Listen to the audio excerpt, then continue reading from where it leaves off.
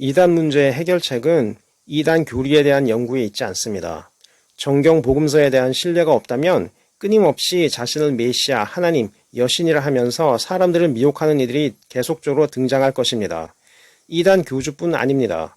모세, 다윗, 바울로서 자신이 메시아이며 하나님 엘로힘으로 불려야 하는 고대 선지자와 왕이라 여기는 목사 역시 마찬가지입니다. 예수님을 자신과 분리하면서 베드로와 바울처럼 낮추는 자세가 필요합니다. 비록 이단이라고 하지만 이단 교주들이 기독교에서 말하는 예수님의 자아 정체성을 따라하기 때문에 믿지 않는 이들 그리고 추종자들 입장에서는 예수 그리스도나 지금 한국인 교주나 말하는 것이 똑같은데 무엇이 다른가 여기고 있습니다. 그 생각에 답해주지 않으면 이단 교주에 대한 비판은 무의미합니다. 예수님을 어떻게 그들과 분리하고 예수님께서는 지금 교회 목사나 이단 교주가 아니라는 사실을 증명해야 합니다.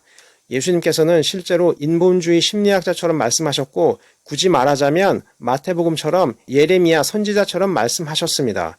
지금 목사나 교주들처럼 다량의 헌금을 사유하지 않으셨습니다. 예레미야나 예수님 모두 종교 지도자들의 그러한 헌금 사유화를 비판하셨고 성적 부도덕에 대해 질타하셨습니다.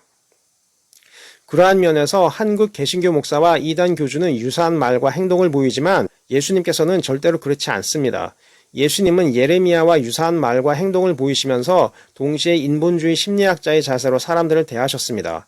그 인성적인 면에서의 차이점을 부각하여 신뢰를 쌓아야 합니다. 그러한 차별적인 관점으로 예수님의 신성과 인성을 설명하지 않으면 교주를 아무리 비판해도 추종자들은 떠나지 않습니다. 설사 사회적으로 교주를 비판하고 미쳤다고 조롱하고 따돌린다 하더라도 당시 종교 지도자들에게 핍박받았던 예수와 같이 고난을 받는 교주님이라면서 더 싸고 도는 것입니다. 게다가 현대 한국 개신교 교회 목회자들의 행태는 가히 교주들의 비행과 별반 다르지 않습니다.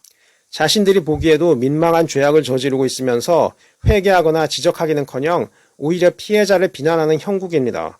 목사의 죄를 덮어주고 침묵하고 성도가 원한 일이었다고 하나님의 뜻이었다고 고백해야 순종하는 것이라 하니 교주의 죄와 목사의 죄가 다르지 않습니다. 교주를 비판하려면 그 교주가 짓는 성범죄나 사기 행각을 심판해야 하는데 한국 교회는 그렇지 못합니다.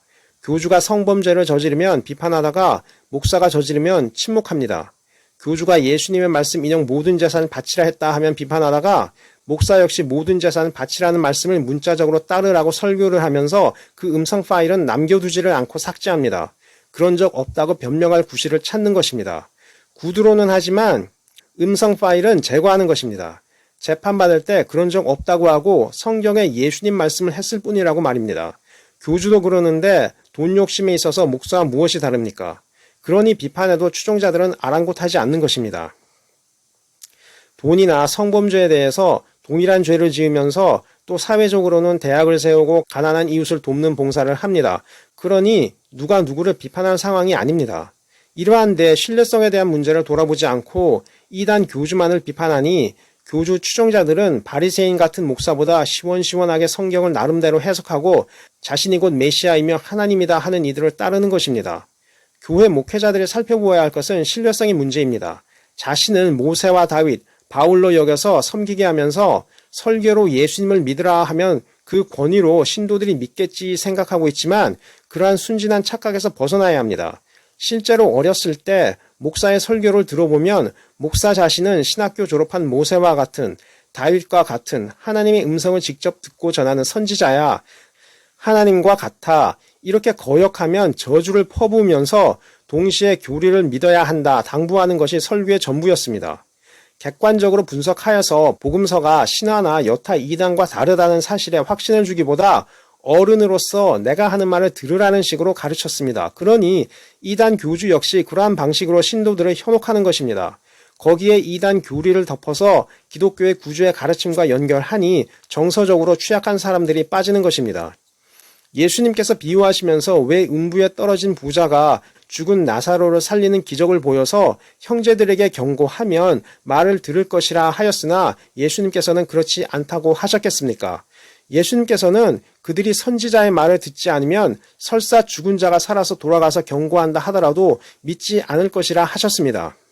기적이 믿음을 갖게 한다는 사실을 예수님은 믿지 않으셨습니다. 비록 예수님께서도 기적을 보이셨고 사람들이 믿게 하셨으나 때로는 증언하기가 힘들겠다고 여겼던 이들, 가령 야이로나 장님의 경우는 아무에게도 말하지 말라 하시고 치유받은 이가 예수님의 얼굴을 알아보기도 전에 떠나시기도 하셨습니다.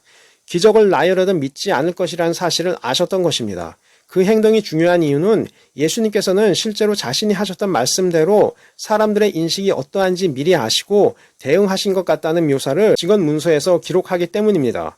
예수님의 가르침과 일치하는 예수님의 행동적인 특징이 목격자에 의해 기억되었고 기록되어 있습니다. 실제로 예수님의 빈 무덤을 목격한 로마 군인들은 천사의 현현과 그리스도의 부활의 선포를 듣고도 돈을 받고 거짓말을 퍼뜨렸습니다. 여성들과 제자들은 믿었습니다. 예수님을 사랑하는 이들은 믿었으나 관심이 없었던 이들은 기적을 보아도 믿지 않았습니다. 사람의 심리가 이러한데 음악으로 찬양을 들려주었다고 설교를 했다고 상대방이 순진하게 믿으리라 여기겠습니까? 제가 지금 경고하는 교회의 문제는 목사라고 자처하는 소위 말하는 교회 지도자들이 구약과 신약의 절기에 맞춰 예배드리고 봉사활동을 행동으로 보였다고 사람들이 변화되고 믿음이 강하게 될 것이라 착각하는 점입니다. 그리고 그러한 예식을 드리는 자신에 대한 권위를 활용하여서 두려움으로 신도들을 대하려 한다는 점입니다. 예수님 당시 유대인 지도자들이 그러했지만 예수님께서는 그들을 비판하셨고 회개하라고만 하셨습니다. 거짓과 위선을 행하면서 종교 권위를 휘두른다고 신앙이 유지되지 못합니다. 결국 유대 사회는 무너졌습니다. 기독교를 국교로 했던 당시 로마 시대에도 그러했습니다. 아무리 이시스의 여신전을 기독교 성전으로 바꾸었다 하더라도 마음이 바뀌지 않으면 그리고 신도들의 신뢰성에 대해 끊임없이 대답하지 않으면 아무리 지금 성탄절을 보내고 부활절을 기리고 추수 감사절을 지킨 듯 휴일이라는 절기라는 의식만 있을 뿐 신앙에 대한 열기는 사라지고 확신도 시들시들해집니다. 모두 예수님의 신성에 대한 신뢰성이 약화되면서 돌아선 것입니다. 선행이나 봉사에 대한 규율 때문이 아니었습니다. 아무리 예수님의 신성을 믿지 않아도 선행은 합니다. 배교자들은 거의 대부분 예수님의 신성에 대한 확신이 약화되니 떠난 것입니다.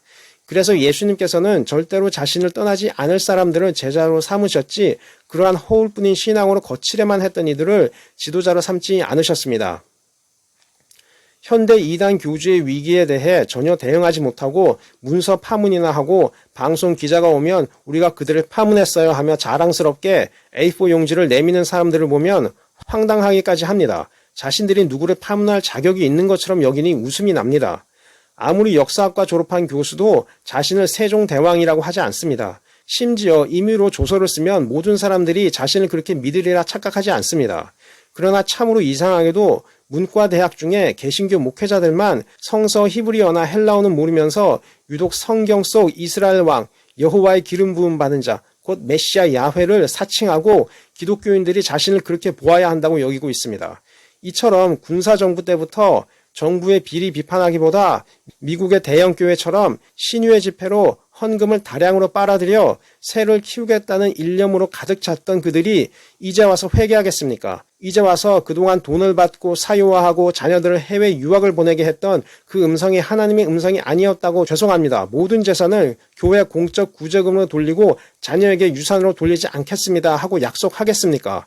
성도들에게는 예수님의 말씀이라면서 모든 재산을 가난한 자들에게 주라는 말씀을 지키라는 이들이 정작 자신은 안 지켜도 구원에는 문제가 없다는 식으로 일관하며 사기를 쳤으니 세상 떠나자마자 마태복음 23장 첫 구절을 들을 각오를 하고 마지막을 준비하십시오.